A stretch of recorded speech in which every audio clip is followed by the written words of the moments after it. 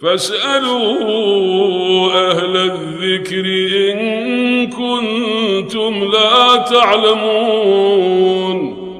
السلام علیکم ورحمۃ اللہ وبرکاتہ۔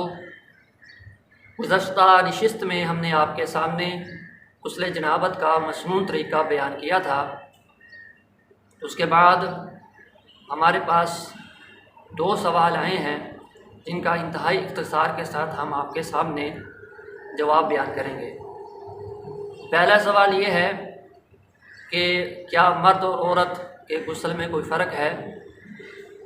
تو ناظرین کرام، قرآن و حدیث نے مرد اور عورت کے غسل میں کوئی فرق بیان نہیں فرمایا سوائے ایک کے، وہ یہ ہے کہ اگر عورت نے اپنے بالوں کو جوڑا کیا ہوا ہے، باندھا ہوا ہے، تو اس کے لیے رخصت ہے کہ وہ اگر بال نہ کھولے، صرف سر پہ 3 مرتبہ اچھی طریقے سے پانی بہا لے تو اس کا غسل ہو جاتا ہے۔ لیکن مرد کے لیے ضروری ہے کہ وہ اپنے بالوں کو اچھی طریقے سے دھوئے گا، اگر بڑے ہیں تو تب بھی۔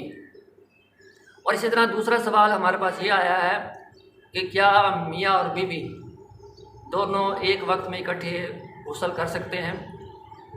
تو جی، صحیح بخاری کی حدیث کے مطابق میاں اور بیوی اگر چاہیں تو ایک برتن میں ایک وقت میں غسل کر سکتے ہیں، جیسا کہ صحیح بخاری میں امی عائشہ رضی اللہ تعالیٰ بیان فرماتی ہیں کہ میں اور رسول اللہ صلی اللہ علیہ وسلم ایک ہی برتن میں غسل کیا کرتے تھے۔ ایک دفعہ میں آپ صلی اللہ علیہ وسلم برتن میں ہاتھ داخل کرتے اور ایک بار میں برتن میں ہاتھ داخل کرتی۔